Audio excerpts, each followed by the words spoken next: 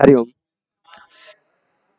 स्वागत है आप सभी का आज के इस व्याख्यान में।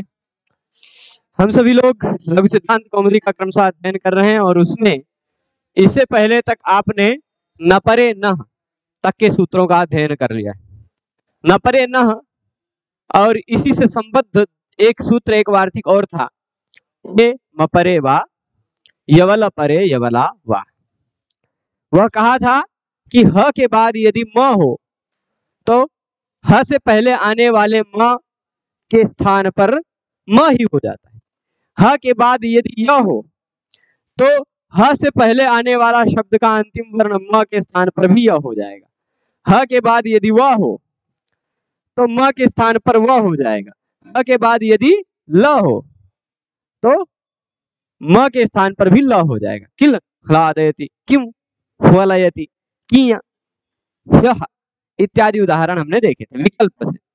और ह के बाद यदि न हो, हनुते इत्यादि, तो ह से पहले आने वाला उस ह से पहले आने वाला जो म है उसके स्थान पर न हो जाता विकल्प से। किन हनुते इत्यादि नियम जाना था ना इतना सार रूप में। अब हम आते हैं आद्यन्तौ टकितौ। आद्यन्तौ टकितौ, देखिए एक चीज है, इससे पहले के सूत्रों को थोड़ा ध्यान से देखिए। पहले अष्टाध्यायी में देख लीजिए, निकाल लीजिए। किसी सूत्र से किसी शब्द की अनुवृत्ति तो नहीं आ रही है, नहीं आ रही है ना। आद्यन्तौ टकितौ, यहाँ देखिए टश्च, मैं बता रहा हूं, ध्यान दीजिएगा यहाँ पर 1 मिनट। टश्च कष्ट, ट और क को क्या कहा जाएगा? टकौ। टश्च कश्च इति टकौ और टकौ इतौ यस्य अथवा ययोः अथवा येषां, जैसे भी कह दे। टकौ इतौ दोनों तो एक एक में नहीं होगा। अथवा टकौ इतौ ययोः अथवा टकौ इतौ येषां ते टकिताः। यहाँ टकितौ खाली कहा है तो ययोः कह दीजिए, ठीक। ट और क जिसके इत हैं, जिसमें ट अथवा क की इत संज्ञा हुई है, वो टकितौ कहलाएंगे, ठीक। क्या कहलाएंगे? टकितौ। तो ये कैसे होंगे? आद्यन्तौ। क्रमशः देखिए, समझने का प्रयास कीजिएगा। आदि धन अंत दो हैं और इत संज्ञक वर्ण भी तो कह रहे हैं। आदि में आ जाएगा ट, अंत में आ जाएगा क। बहुत सिंपल सूत्र है। देखिए 2-3 तरह के विधान होते हैं। विधान जो होते हैं ना, वह कभी कभी आदेश के रूप में होता है। तो आदेश जो है उसको व्याकरण शास्त्र में शत्रुवत कहा गया है। शत्रुवत आगमः और शत्रुवत आदेशः। शत्रुवत जो होता है वह क्या होता है? आदेश होता है। मतलब जैसे इक के स्थान पर यण आदेश हुआ ना, तो वह आदेश उस इक के लिए शत्रु के समान काम करेगा, शत्रु के समान कार्य करेगा। यानी इक को हटाकर उसके स्थान पर बैठेगा। ए ओ आई औ के स्थान पर अय अब आय आव यह आदेश हुआ, तो यह उसके लिए शत्रु की तरह काम करेगा, यानी उसको हटाकर उसके स्थान पर बैठेगा। ए ओ आई औ हट जाएगा, उसके स्थान पर अय अब आय आव आ जाएगा।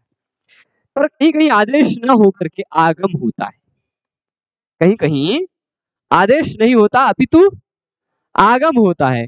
और यह जो आगम होता है वह मित्रवत होता है। जैसे शत्रु आएगा आपके यहाँ तो आपको निपटा के उस आप पर कब्जा करेगा ना शत्रु राजा।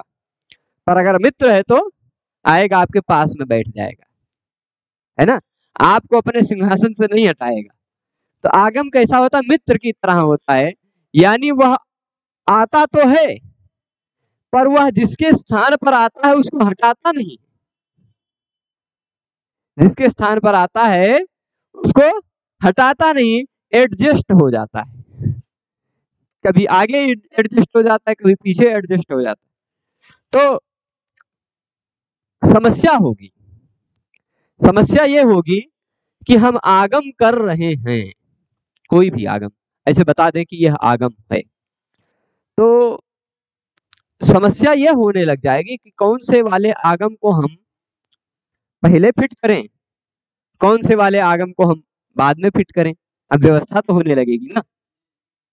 चलो यह आदेश नहीं है, आदेश होता तो आदेश में कोई समस्या नहीं थी, उसको हटाकर उसके स्थान पर बैठ जाता।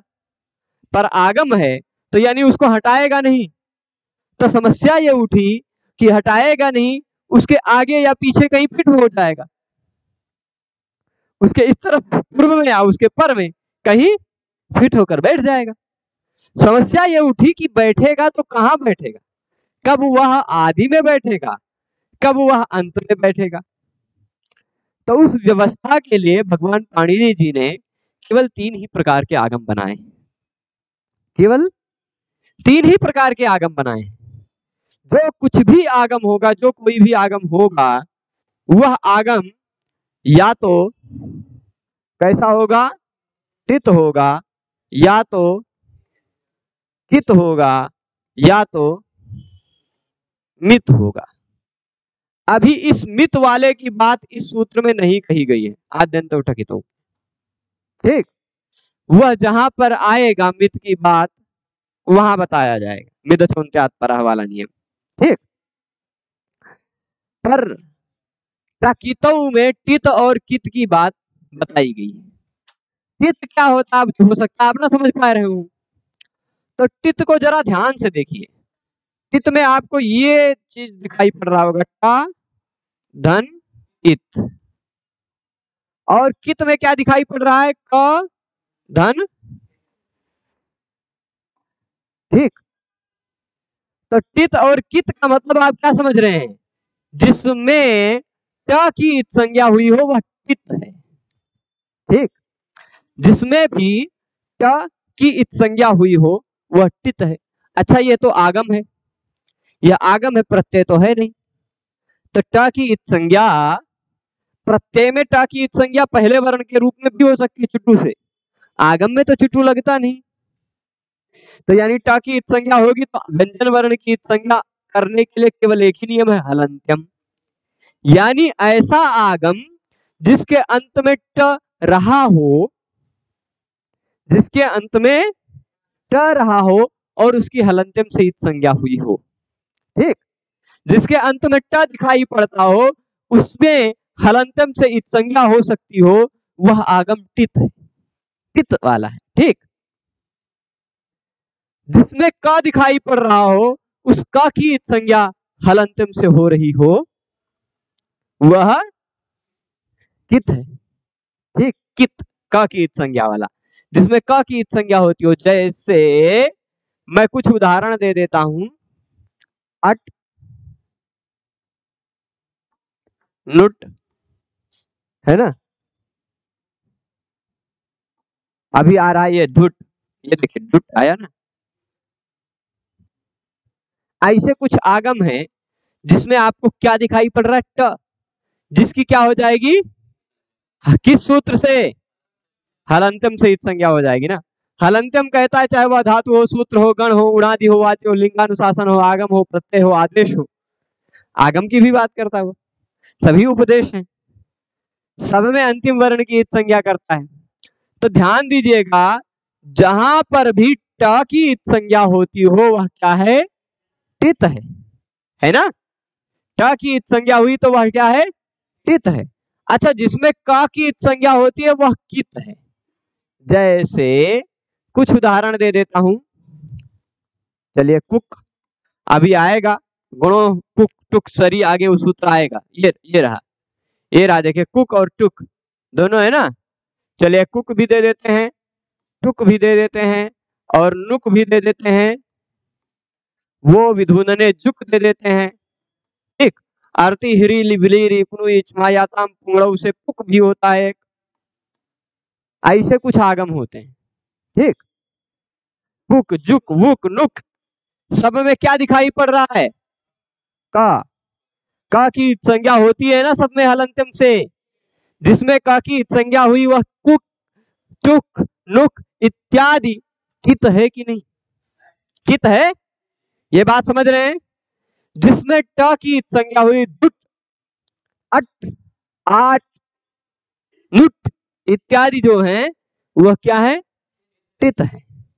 ठीक, अब क्या है टित, क्या है कित, यह आप जान गए है ना। तो टित और कित जिसके स्थान पर हो रहे होते हैं वे क्रमशः उसके आदि और अंत में बैठ जाते हैं, उसको हटाते नहीं। ठीक, स्पष्ट है। आद्यंतौ टकितौ का अभिप्राय स्पष्ट है ना। यहाँ टकितौ में क्या कहता है?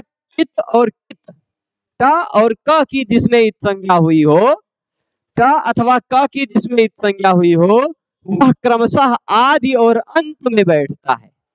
ठीक, यानी कोई भी आगम हो रहा है जिस आगम में आपको ट दिखाई पड़ रहा है, धुट नुट इत्यादि जो आगम होगा उस आगम में आपको ट दिखाई पड़ रहा है, तो वह आगम जिसके स्थान पर हो रहा है उससे पहले बैठ जाएगा आदि में। ठीक, और अगर कहीं भी आगम हो रहा है तो वह आगम जिसको हो रहा है, कित आगम, का की संज्ञा वाला, नुक टुक कुक इत्यादि जो आगम है, नुगतो नुनासिकांत से नुक होता है, चंक्रम्यते जंग्रम्यते जंगम्यते इत्यादि में। फिर उसके बाद रीक गिद मधस्य च, रीक आगम होता है, रीक उसमें भी का की संज्ञा है, जरी गृह्यते दरी दृश्यते अभ्यास को हो रहा है, तो वहां री री बाद में जुड़ता है। ठीक, रीक हो, नुक हो, ढुक हो, फिर उसके बाद बुक हो, जुक हो, बुक हो, कोई भी आगम हो जिसमें भी क की संज्ञा दिखाई पड़ती हो, वह आगम कैसा होगा? अंत में बैठेगा। देखिए ट और क दो बात कही है, आदि और अंत दो बात कही है, बहुत सिंपल है। ठीक है, तो यही वृत्ति में देख लीजिए लिखा है टित कितौ, टकितौ को ही थोड़ा विस्तृत करके टित कितौ कह दिया। टित और कित ये दोनों यस्य, यस्य का मतलब जिसके स्थान पर, यस्य में षष्ठी लगी है ना, यस्य में षष्ठी लगी है, तो यस्य का मतलब क्या हो जाएगा? जिसके स्थान पर कहे गए हैं। जिसके स्थान पर टित और कित होने को कहा गया है तो वह उसके स्थान पर नहीं होगा, उसका क्रमशः आदि और अंत अवयव बन जाएगा। आदि और अंत अवयव बन जाएगा। कैसे बन जाएगा? उदाहरण से समझाएंगे हम। उदाहरण से पहले ये तो केवल इतना है ना, कित और कित कुछ उदाहरण अपने बुद्धि में बैठा लिए होंगे, यहाँ हम मिटा देते हैं। मित वाली बातें जहां आएंगी वहां मिथुन सूत्र आपको समझाया जाएगा। ठीक, अब जो प्रसंग आ रहा है, प्रसंग ऐसा है कि ऐसा यहां समझिएगा, है मूलतः प्रांग धन षष्ठा। क्या है? प्रांग षष्ठा। ये प्राड मत पढ़िएगा, यहाँ ग है, कुछ डॉट हो सकता है, किसी किसी को छोटा दिखाई पड़ रहा हो, अभी दिख रहा है ना। प्रांग षष्ठा ऐसा है। अब यहां पर नियम आया, गुणो, गुणो में कौन सी विभक्ति लगी है? षष्ठी द्विवचन, नश्च णश्च इति गणौ तयो गणो। ठीक, न और न ये दोनों मिला दिया जाएगा तो क्या बन जाएगा? द्वंद्व समास, इतरेतर द्वंद्व बन जाएगा गण, नश्च णश्च गणौ तयो गुणो। न और न ध्यान दीजिएगा, न और न के बाद यानी न और न के स्थान पर होगा जो कुछ भी, गणों में षष्ठी लगी है ना, तो जो कुछ भी विधान किया जाएगा वह किसके स्थान पर होगा? ग और न के स्थान पर होगा। पर ग और न के बाद क्या आना चाहिए? शरी में कौन सी विभक्ति लगी है? सप्तमी विभक्ति जहां लगी होती है कार्य उससे पूर्व वर्ण के स्थान पर होगा, है ना। सप्तमी जहां लगी होती है कार्य उससे पूर्व के स्थान पर होता है, यानी शर जहां है, शर मतलब क्या होता है? ये नहीं, ठीक, शर मतलब ये होता है, ठीक, ये तीनों होता है कि नहीं, सर हो जाएगा।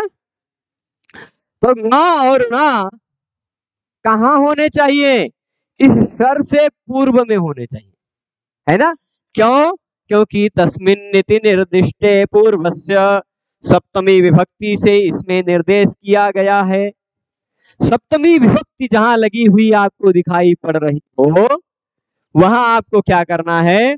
इस शर से पूर्व में, इस शर से पूर्व में आने वाले ङ और ण के स्थान पर क्रमशः कुक और टुक आगम हो जाता है।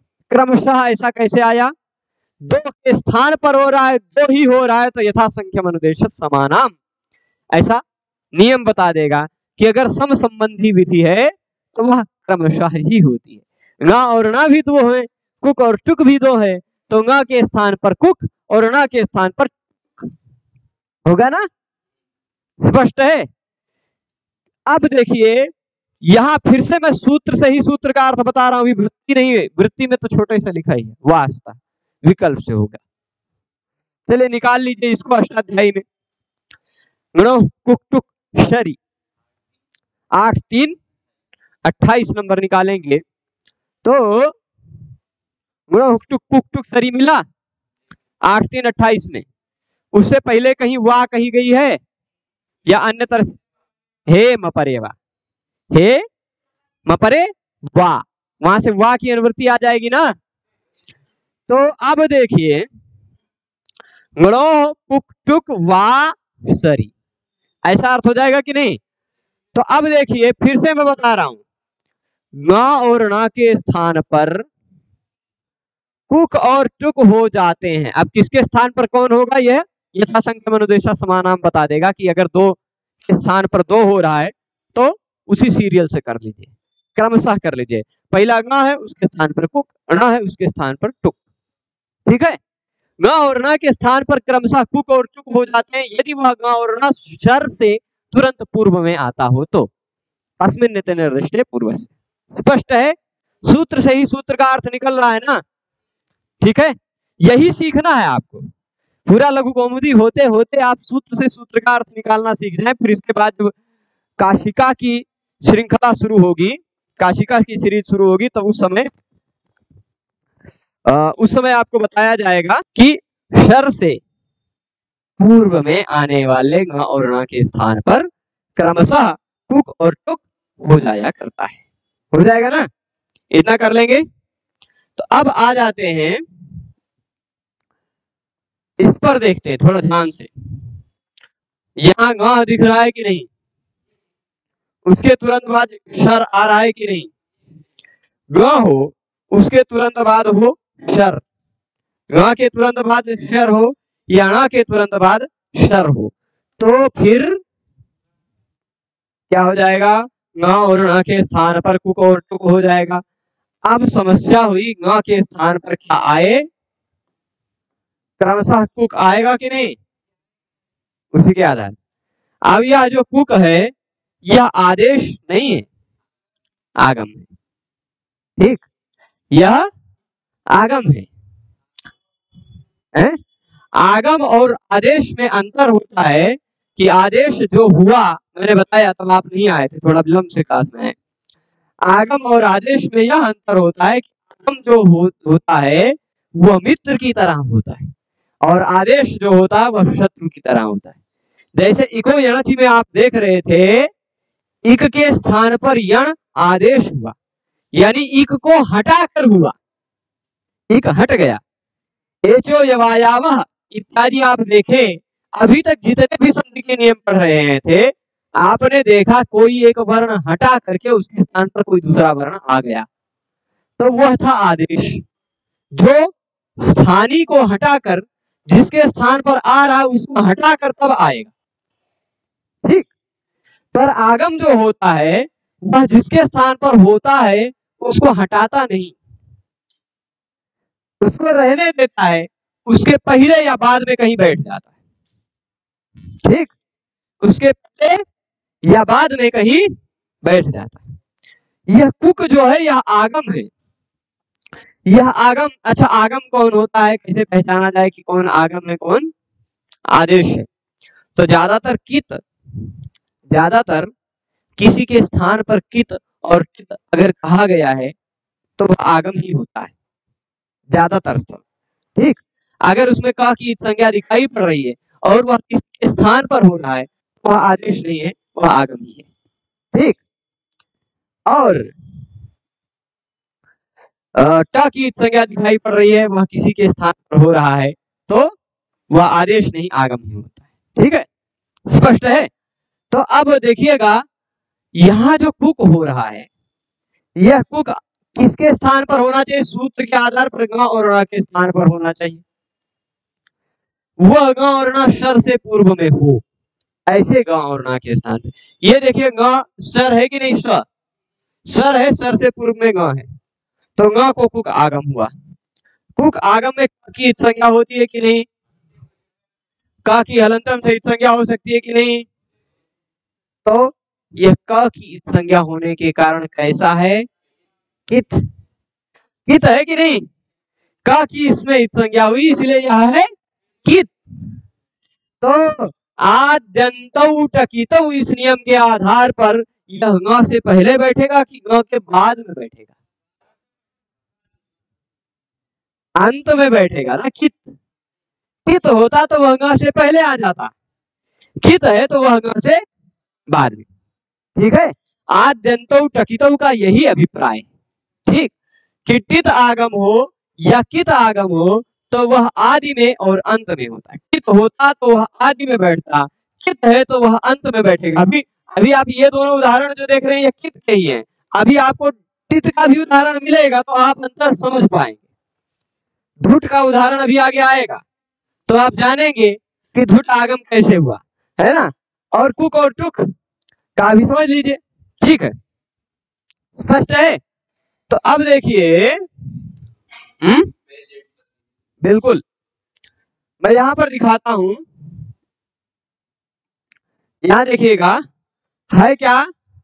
मूल रूप से प्रांग है, उसके बाद है षष्ठा।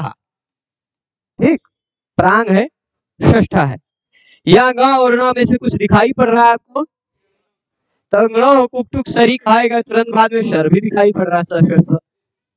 तो ग कुक टुक सरी कहेगा कि ग है तो कुक आगम, ण है तो टुक आगम हो जाना चाहिए। तो ग था इसलिए हमने यहाँ पर कुक आगम कर दिया। यह कुक आगम ग को हटाएगा नहीं, ग के बाद बैठ जाएगा। ठीक, कुक में से क की संज्ञा अंतिम से हो जाती है और उ की संज्ञा उपदेशे जनुनासिक इत से हो जाती है ना। और बचा प्रांग षष्ठा, हो गया प्रांग षष्ठा। बस इतना ही तो है, बन गया। ग और ण को कुक और टुक आगम होता है विकल्प से। अच्छा, ये आपने पढ़ा होगा कि क और श इन दोनों वर्णों को जोड़ने पर कुछ बन जाया करता है, बन जाया करता है ना। कैसे बन जाता है? जैसे देख लीजिए, यहां मैं जोड़ कर लिख देता हूं प्रांग, ये रहा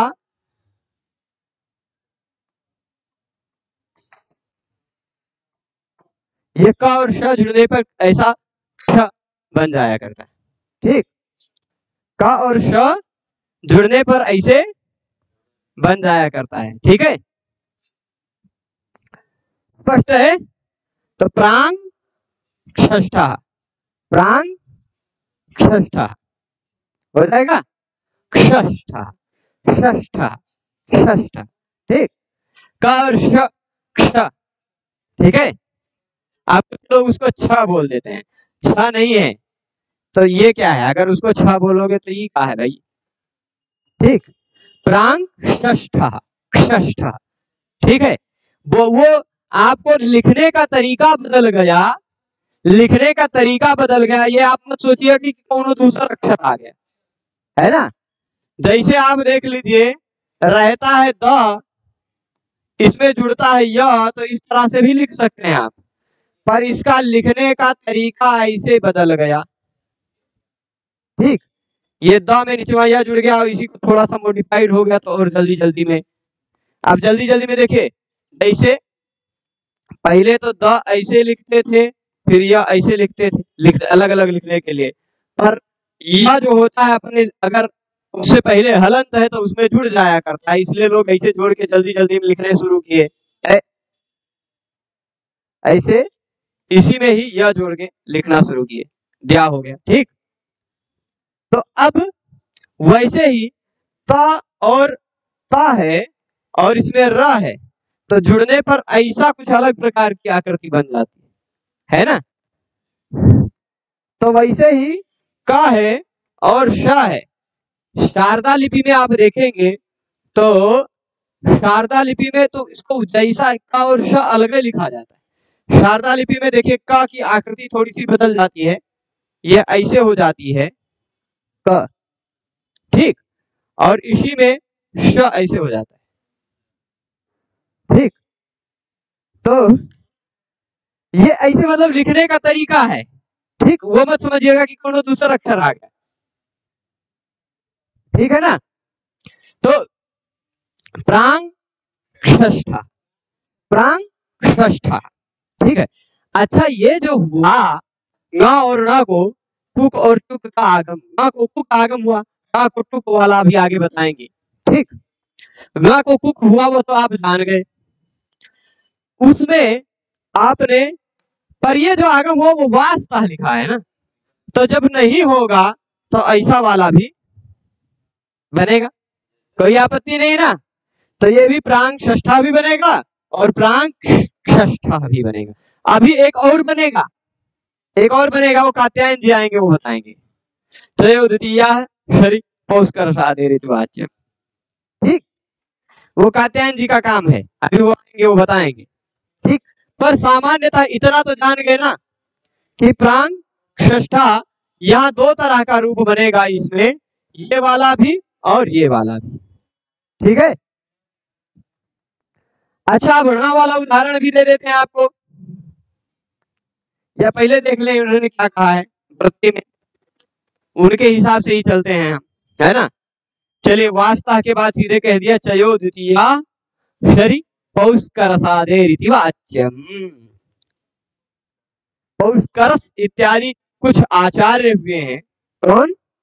पौष्करस इत्यादि कुछ आचार्य हुए हैं, उन पौष्करस आदि आचार्यों के मत में चय के स्थान पर, ठीक, चय के स्थान पर द्वितीय हो जाता है। चय के स्थान पर क्या हो जाता है? द्वितीय, यानी उसी वर्ग का दूसरा वर्ण। अब क्या है भाई चय? तो चय मतलब आप जानते हैं, चय मतलब चौथा तक अप, ठीक। चय का मतलब क्या होगा? एक मिनट, यहां आने दीजिए इनको, भाग जाते हैं कभी कभी। चय का तात्पर्य देखिएगा, छ, ट, त, क और प, ये चय है कि नहीं? यानी हर एक वर्ग का पहला वर्ण। चयो द्वितीय क्या कह रहा है? चय के स्थान पर द्वितीय अक्षर हो जाता है, यानी पहले वर्ण के स्थान पर दूसरा वर्ण हो जाता है। यानी च के स्थान पर छ हो जाता है, ट के स्थान पर ठ हो जाता है, ट के स्थान पर थ हो जाता है, क के स्थान पर ख हो जाता है और प के स्थान पर फ हो जाता है, द्वितीय। पर कब? ये चयो द्वितीय का तक अभी आप समझे, चय के स्थान पर यानी चटा तक प के स्थान पर द्वितीय यानी उसी वर्ग का दूसरा अक्षर हो जाता है। चटा तक प के स्थान पर छठा थ ख फ हो जाता है ना, छठा थ ख फ उसी तरह हो जाएगा ना। तो पर कब होगा? यदि उसके तुरंत बाद शर हो तब। ये भी शरी कह रहा था, ये भी शरी कह रहा है, यानी जहां ही नियमों लगेगा वहां यो लगेगा, लगेगा कि नहीं? अब शरी आप कुक आगम करके दिखा लो, कुक का बचेगा का चय है कि नहीं? कुक का चय है भाई, चटा तक अपा में कुक आगम होगा तो कुक का क जो है वह चय है, तो पौष्करस इत्यादि के स्थान पर उसमें क के स्थान पर आ जाएगा ख। आप टुक आगम करोगे, टुक आगम करोगे तो ट आएगा, शर के पूर्व में। अब शर के पूर्व में चय दिखाई पड़ रहा है तो पौष्करस इत्यादि के मत में उसके जगह पे हो जाएगा ठ।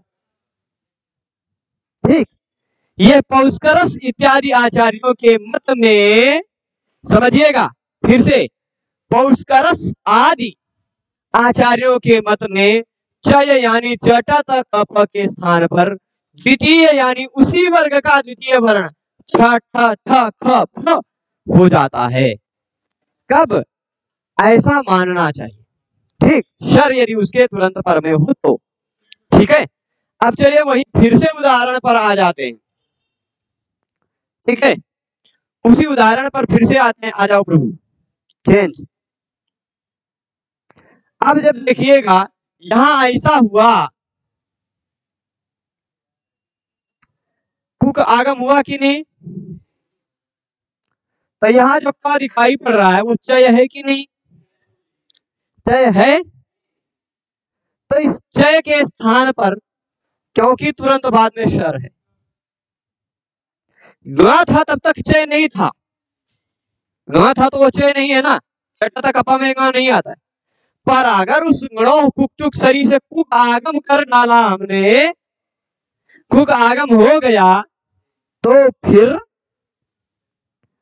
चय के स्थान पर उसी वर्ण का द्वितीय, उसी वर्ग का द्वितीय वर्ण यानी क के स्थान पर ख हो जाएगा।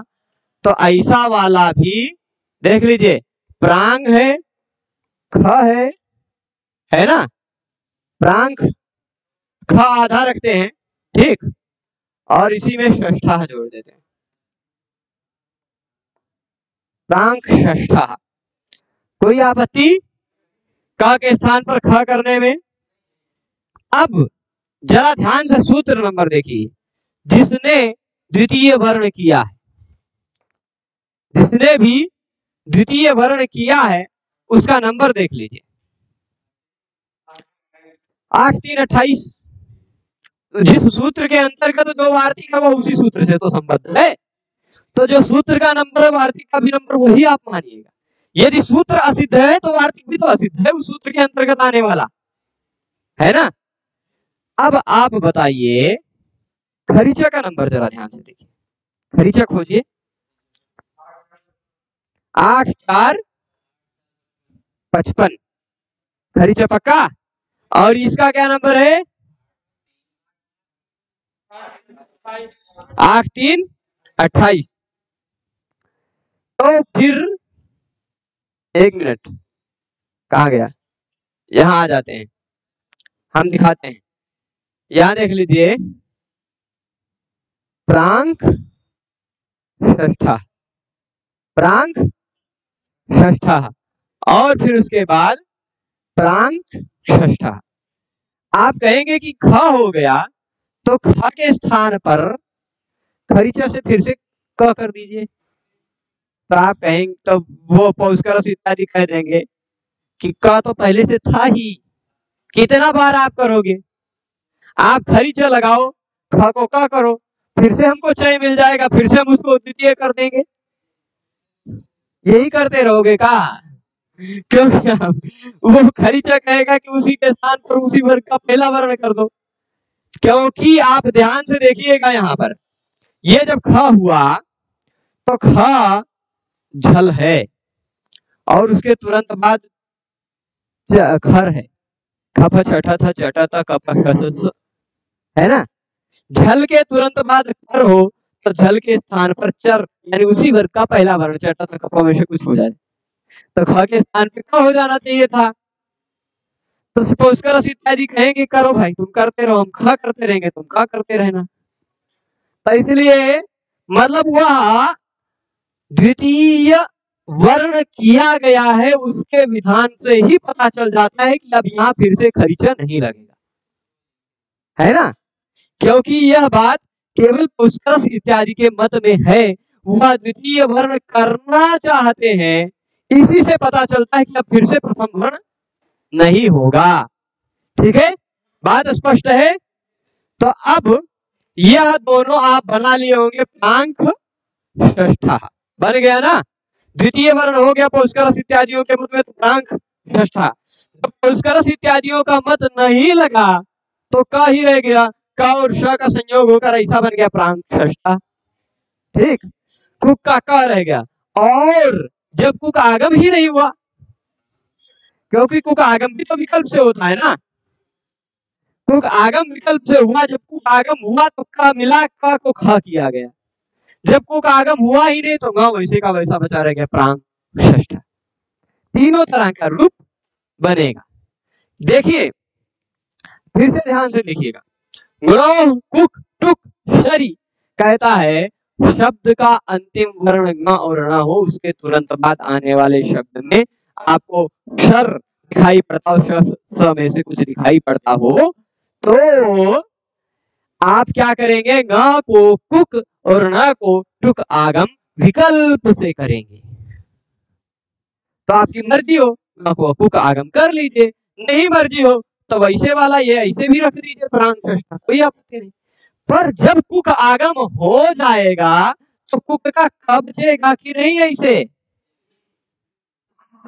बाद में हुआ है ना, कुक का क बचेगा। और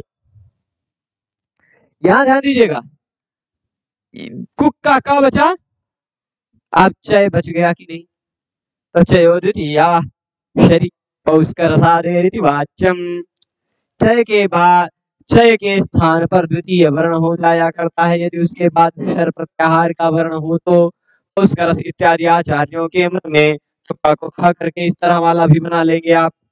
ठीक, तीनों रूप बनाने में कोई कठिनाई? चला ठीक, फिर तीन रूप और बनाते हैं, तीन रूप और बनाते हैं। देखिएगा, गणों कुकटुक शरी खाली ग की बात थोड़े ना कर रहा था, और भी तो कुछ बात कर रहा था, ण की भी बात कर रहा था ना, किसी भी शब्द का। तो यहाँ प्रांग षष्ठा और प्रांग षष्ठा, ये तीन रूप बने। मान लीजिए प्रांग ना होता, सुगण होता तो क्या होता, सुगण षष्ठा होता तो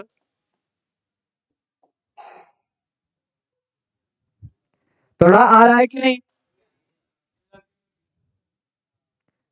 ण आ रहा है कि नहीं? ण और ण किसी भी शब्द के अंतिम वर्ण में आते हो, उसके तुरंत बाद शर हो, ङ और ण के तुरंत बाद में शर हो, तब गुणो कुक टुक शरी। ग होता तो कुक आगम होता, ण है तो कौन सा आगम होगा?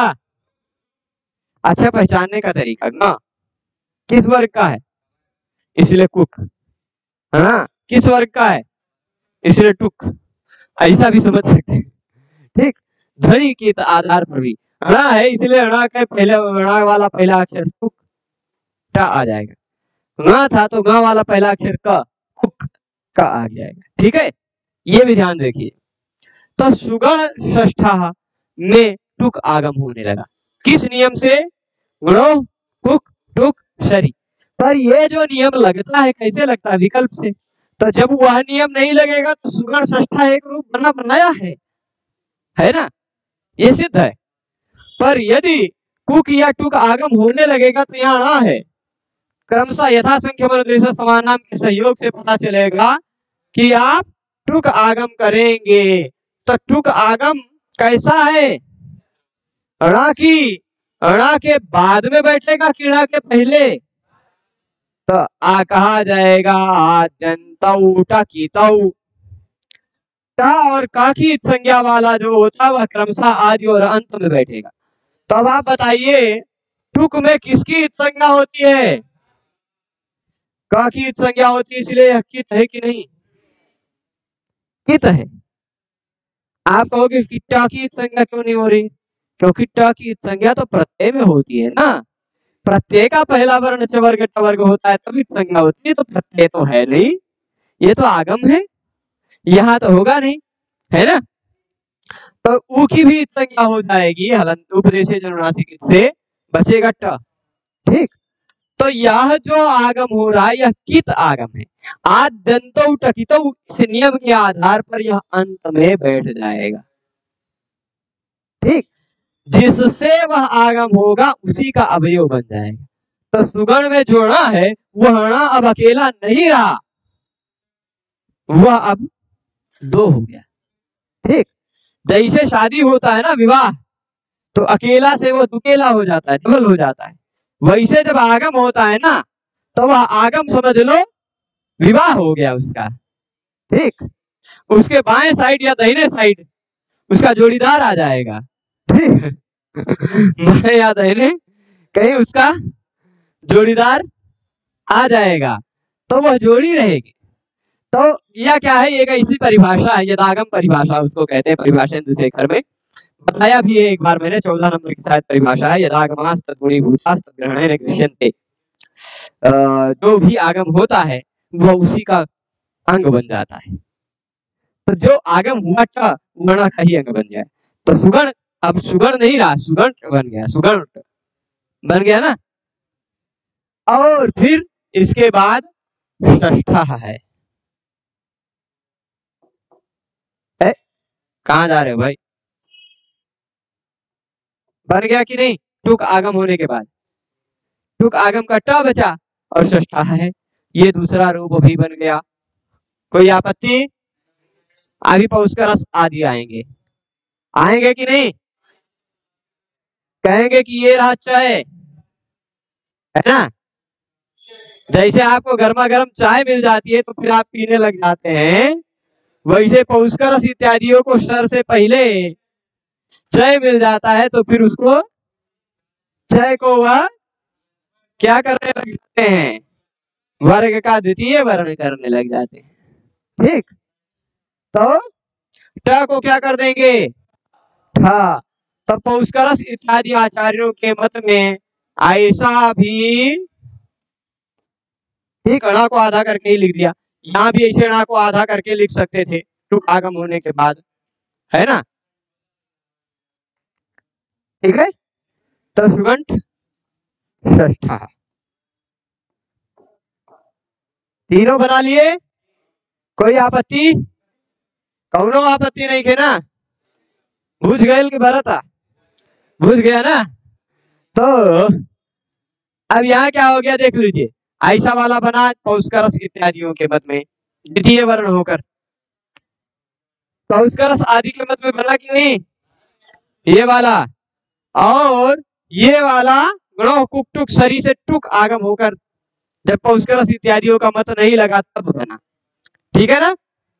और ये वाला जब टुक आगम हुआ ही नहीं वैसे रह गया तब बना। ठीक, तो कुक आगम टुक आगम ये न और न को हो जाया करता है यदि उसके बाद शर प्रत्याहार का वर्ण हो तो। अच्छा, कभी कभी क्या होता है, हम एक उदाहरण से विषय को पढ़ते हैं, समझ में आ जाता है, पर यदि और उदाहरण न सोचे जाए न खोजे जाए तो फिर वह जल्दी से भूल जाता है ना। तो इसलिए प्रयास करते हैं, खोज लेते हैं एक आध उदाहरण और आपको दे देते हैं। ठीक, खाली बोल देंगे, प्रक्रिया समझ गए हैं।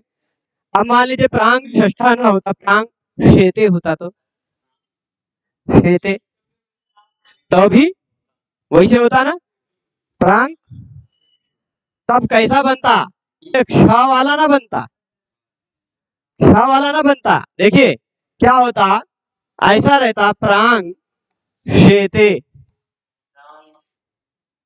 तो आगम होकर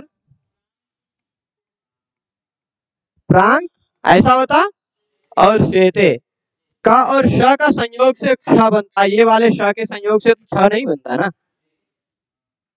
है कि नहीं, ऐसा बनता प्रांग शेते। और ख को का को ख भी बन जाता विकल्प से, ऐसा तीन बनता कि नहीं। और कुछ उदाहरण देखते हैं, प्रांग शेते ऐसा दो बनता, सुगण शेते होता तो ऐसे सुगण शेते, वैसे सुगण बना लेते ना दोनों। और फिर उसके बाद षष्ठा हो गया। अब फिर इसके बाद एक स पर में होता तो षष्ठा न रखते हम सप्तमा रख देते, तो है ना, षष्ठा न रखकर सप्तमा रख देते, तो ये प्रांग क्या होता, तो भी सर है कि नहीं तुरंत बाद में,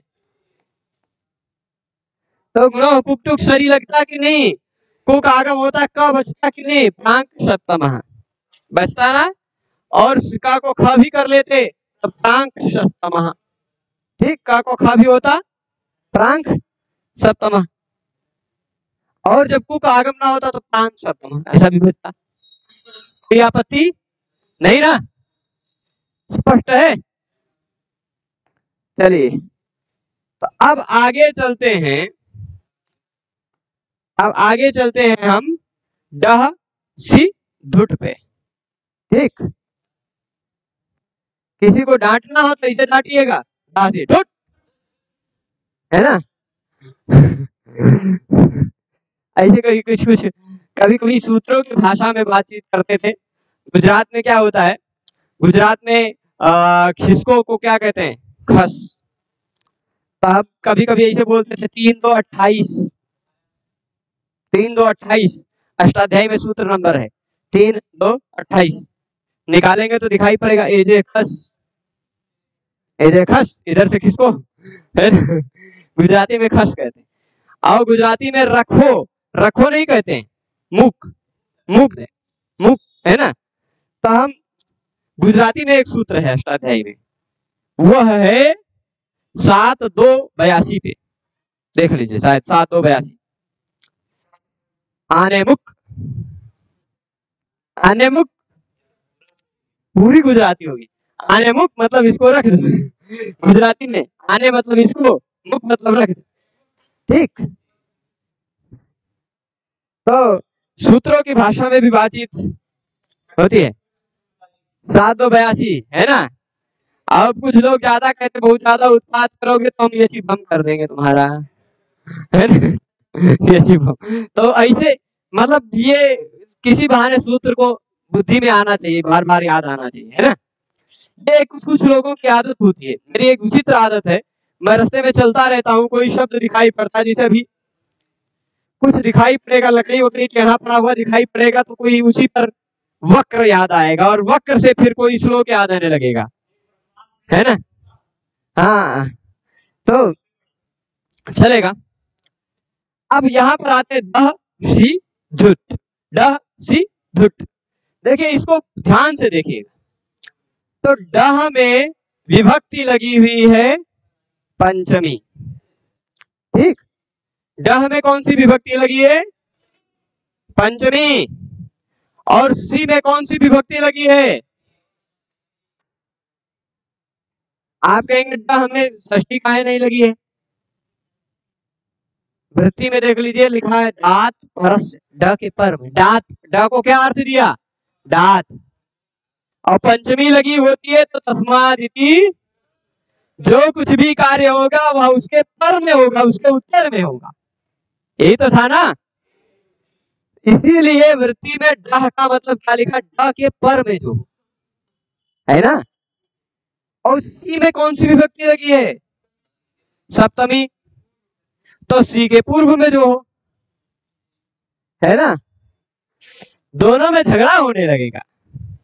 तो इससे क्या होगा पता है, एक कुछ ऐसी चीज होती है, मेरे पास कुछ है, ये मैं आपको दूंगा, ये आप रखो, आप मुझे देंगे आप रखो, ऐसे दोनों के बीच में वो कहाँ जाएगा, है ना। तो ड कह रहा है, ड कह रहा है कि जो कुछ भी कार्य होगा वह ड के बाद में होगा, और सी कह रहा है कि जो कुछ भी कार्य होगा वह स से पहले में होगा, पहले वाले के स्थान। उदाहरण पे देखते हैं, जैसे देख लीजिए, उदाहरण है षड धन संतः, ये संतः, संतः क्या है, सन शब्द है, अस धातु से क्षत्रि प्रत्यय लगता है, अस धातु से कौन सा है, देखिए धातु है मूलतः अस, उससे प्रत्यय लगता है क्षत्रि, क्षत्रि में से बचता है अत, लशक से श की संज्ञा, और उपदेश दिनुनासी की से री की संज्ञा, तो क्षत्रि में से अत बचता है। तो अस अत जोड़ने पर बन जाता है क्या है, आपको लगता है ऐसा बचता है, बनता है ना, पर ऐसा नहीं बनता, ऐसा बनता है, स्नसोर अल्लोपा, स्न और अस के अ का लोप हो जाया करता है विशेष परिस्थितियों में, अपित अपित हलादि की नियत प्रत्यय पर में ऐसा कुछ है ना। तो अस के अ का लोप हो जाएगा, सत बच जाएगा। इसी सत का विभक्ति रूप में चलाएंगे तो सन संतो, सत संतो संता है, ऐसा रूप से सत संतो संता है, सन संतो संता भी कर सकते। ठीक, तो अब यहां पर देखिएगा वही संता है, छह सज्जन, छह सज्जन यह अर्थ। अब डहसी धुट आया, आएगा कि नहीं? डहसी धुट कहता है कि ड के बाद में धुट आगम होता है, और सी कहेगा ड के बाद में जो है उसके स्थान पर होगा। धुट आगम किसके स्थान पर होगा? ड के बाद में है उसके स्थान पर, यानी इसके स्थान पर धुट आगम होना चाहिए, है ना। पर सी ने कहा नहीं भाई, स से पहले वाले के स्थान पे होगा, यानी इसके स्थान पे होगा, है कि नहीं? डहसी धुट में समझ रहे समस्या? समस्या समझ रहे? पंचमी का जहां निर्देश हो वहां कार्य उसके बाद वाले वर्ण की जगह पर होता है। तो डह में पंचमी लगी है, यानी कार्य जो कुछ होना चाहिए वह ड के बाद वाले वर्ण के स्थान पर, यानी स के स्थान पर होना चाहिए। पंचमी के कहने के कारण ये पता चला ड में। पर सप्तमी लगी हो यदि, तो सप्तमी निर्देशेन विधीयमानं कार्यम वर्णांतरेण अव्यवहितस्य पूर्वस्य बोध। सी में तो सप्तमी लगी है कि नहीं? तो सी से पूर्व वाले के स्थान पर धुट आगम होना चाहिए, ड को धुट आगम होना चाहिए, है कि नहीं? तो दोनों में झगड़ा चलेगा। अब समस्या आपके मन में आएगी कि चलो भाई हम ड को धुट आगम करें या स को धुट आगम करें। ये देखिए लिख रहे हैं, ये लिख रहे हैं, देखो है ना, धन्य है। अभी अंधेरे का सीजन है, तो ये जब तक बरसात चलेगा दीपावली के मौसम तक, ये खिड़कियों से आते रहेंगे कीट यहाँ पर, यहाँ प्रकाश में, हाँ है ना। तो अब अगर धुट आगम, ध्यान दीजिएगा, धुट आगम मान लीजिए हम यहाँ ड को करते तो आद्यंतौ टकितौ इस नियम से ड के पहले बैठता, स धुट ड ऐसा होता। और यदि हम धुट आगम स को कर रहे हैं तो आद्यंतौ टकितौ से धुट आगम ट की संज्ञा वाला है, स से पहले बैठेगा, है कि नहीं? तो दोनों में से हम कहां धुट रखें? देखिए षड है, थोड़ा दूर दूर लिखते हैं, लिख षड को, ये श है और ड है।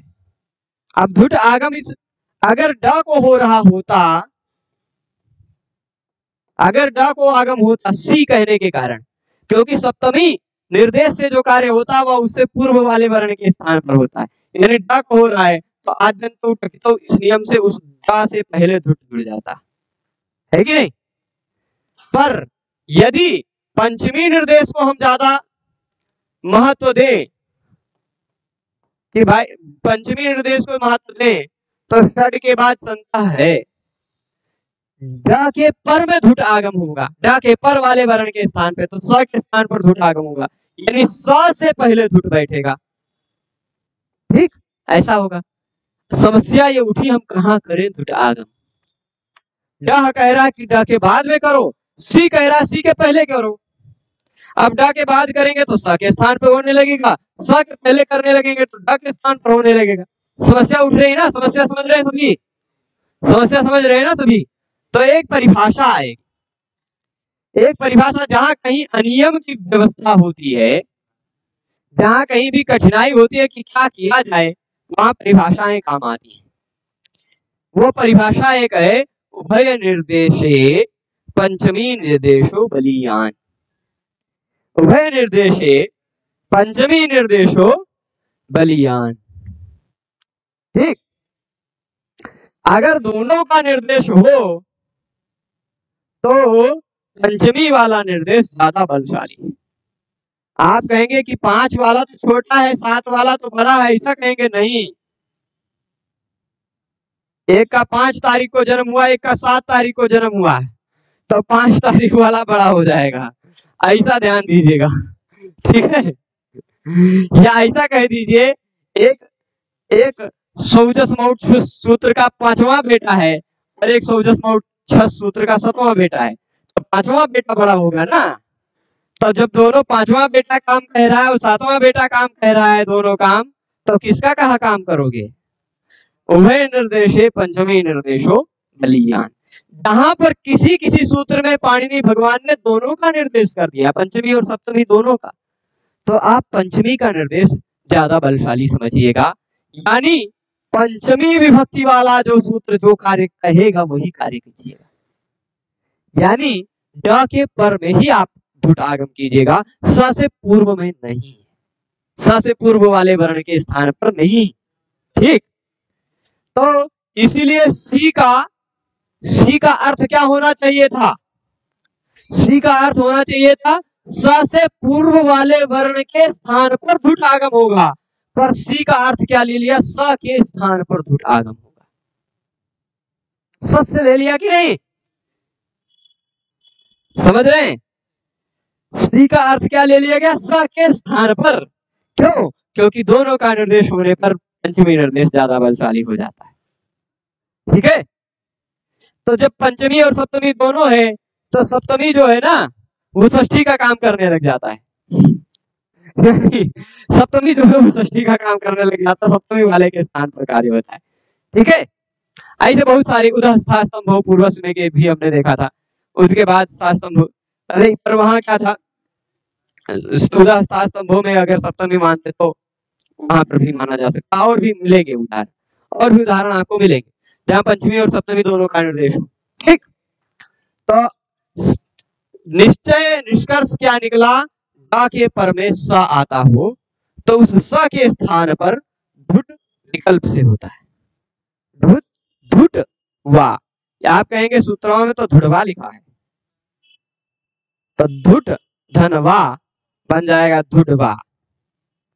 कैसे बन जाएगा? झलाम जशोंते बन जाएगा कि नहीं? टाकोटा कर देगा, है ना। तो धुट होता है विकल्प से। अब करिए आप धुट आगम, यानी डा है सी है तो धुट आगम किया, अब धुट आगम स के स्थान पर आएगा क्या? नहीं, आज दंतौ टकितौ यह नियम कहेगा, क्योंकि यह ट की संज्ञा वाला है इसलिए यह इससे पूर्व में आ जाएगा। धुट में से था बचता है, वह आदि में जुड़ गया सा के, तो जो संतः था वह संतः नहीं रह गया, संतः बन गया, संतः, ठीक हो गया कि नहीं? कोई आपत्ति? तो अब जो था आप बताइए, इसके बाद ये खर रहा कि नहीं?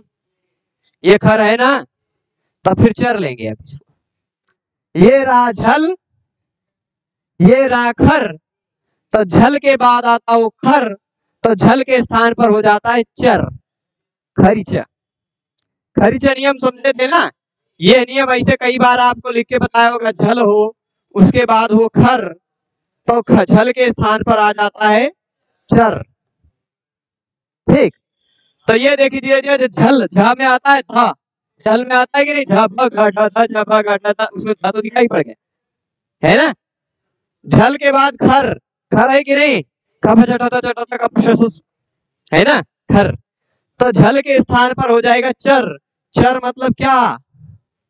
चर होगा, चर का मतलब क्या होता है आप जानते हैं? च टा ता का पा, फिर उसके बाद श स, ठीक।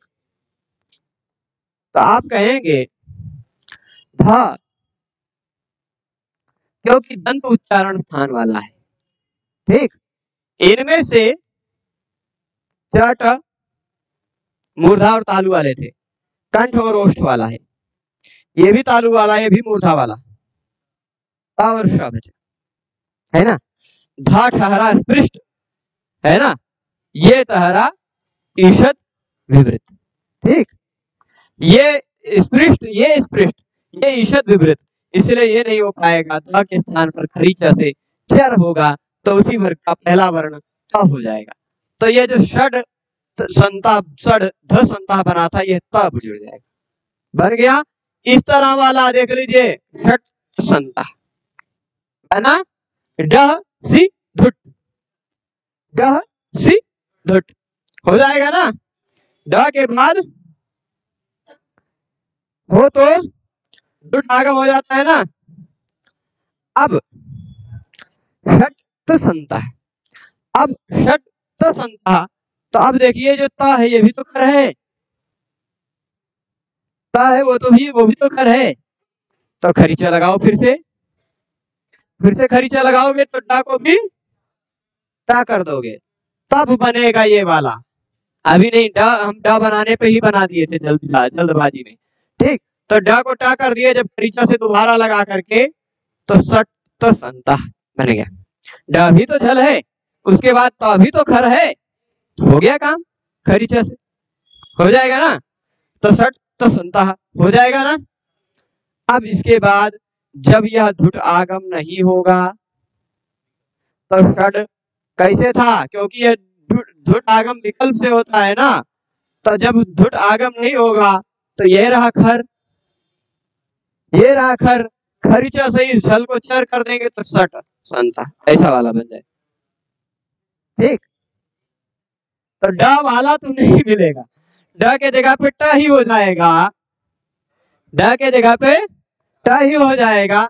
दोनों परिस्थितियों में धुट आगम होगा तो धुट के ध की जगह पे ता हो जाएगा, ठीक। धुट आगम होगा तो धुट आगम होकर धुट के ध को ता हो जाएगा, तो षट संता ता हो गया, तो वो भी खर बन गया। तेरा वर्ण खप छटाता चटाता कप है ना, ये खर है। खर से पहले आने वाले झल के स्थान पर चर उसी वर्ग का पहला वर्ण हो जाता है। तो ध को ता हुआ और ता के कारण ही ड को भी ट हो गया, ठीक है। दो बार खरीचा लगाया, दोनों बार चरा, तो फिर वर्ग का पहला वर्ण बचा, ठीक। चर हुआ जब, स्पष्ट है। षट संता, ये इतना पूरा बुझ गया ना, मतलब समझ में आ गया। बुझ गया का मतलब वो बनारस के साइड थोड़ा सा भोजपुरी में बुझा था कि नहीं खे, हाँ बुझे नहीं, हाँ तब बुझला कि नहीं, है ना। तब उसी में हम बुझला में थोड़ा सा इष्टा जोड़ देते हैं, बुझल की भरत भर रहा है ना। तो वैसे समझ बूझ से ही बुझल ऐसे बनता है शब्द, ठीक है। तो अब चलिए, अब इसके बाद जो सूत्र हैं नंबर देखिएगा, नश्च और शीतुक, नश्च और शीतुक है ना। यह डह कह रहा था, ये नह कह रहा है ना। ये डह कह रहा था, ये नह कह रहा है, यानी डह की अनुवृत्ति तो नहीं आएगी ना, है ना। पर नश्च यहाँ सी की अनुवृत्ति आएगी कि नहीं, धुट की आएगी कि नहीं, हो गया, सूत्र बन गया ना। नश्च सी धुट, अष्टाध्यायी क्रम से समझने पर यही आसानी होती, आसानी यही होती है यदि अष्टाध्यायी के सीरियल के सूत्र एक साथ मिल जाएं तो। आप देखिए यहाँ डह कहा, यहाँ नह कहा, जब नह की बात शुरू वहां डह की बात खत्म, पर और कुछ दूसरा कहा नहीं गया, तो सी और धुट की बात चल ही रही है ना भाई। डकारांत ड के पर में स आने पर उसको धुट आगम होता है, न के पर में भी, बस नश्च मतलब न के पर में भी। तो क्या जो पिछले सूत्र में कहा गया था, स आने पर उसको धुट आगम होता है ना, वही तो अर्थ हो जाएगा नश्च का भी। तो वही देख लीजिए, यह डात परस से कहा था, यहाँ नान्तात परस से कह दिया। नकारांत, यहाँ डकारांत था, यहाँ नकारांत है। नकारांत के पर में आने वाले स से धुटवा, वही बात, स को धुट हो जाता है। यहाँ भी उभय निर्देश है, नह और सी, नह और सी उभय निर्देश पंचमी निर्देशों बलियान, यही न को ज्यादा बलशाली माना जाएगा, ठीक। न के पर में धुट आगम होगा, स को धुट आगम होगा, ठीक। तो इसका भी उदाहरण आप कहें तो हम समझा देंगे। समझा देंगे या कहेंगे तो इसको अग्रिम व्याख्यान में बता देंगे, ठीक है। और इसको पूरा ढासी धुट तक बढ़िया से समझ लीजिएगा, इसको पूरा बढ़िया से तैयार करके आइएगा। शीचु नश्च और शीतुक, ये सब समझ लीजिए। मैं आपको बता दूं, ये जो कुछ सूत्र आ रहे हैं ना आगम वाले, ये अच्छे अच्छे के दिमाग को हिला देते हैं। बहुत अच्छे अच्छे विद्वान लोग भी इन नियमों को दिमाग में नहीं रख पाते हैं, है नियम नहीं ध्यान रख पाते हैं अच्छे अच्छे विद्वान। तो इसलिए आप इस दांव पेच को समझे रखिएगा कि व्याकरण में कहाँ कौन सा वर्ण आए, कौन सा वर्ण उसके बाद आए तो कौन कौन सा नियम लग सकता है, वो ध्यान रखिएगा, ठीक है। ध्यान रखते चलिएगा, चलेगा। तो अभी यही रोकते हैं। सभी लोग पूरे व्याख्यान में जुड़े रहे, उसके लिए सभी को बहुत बहुत धन्यवाद। नमो नमः।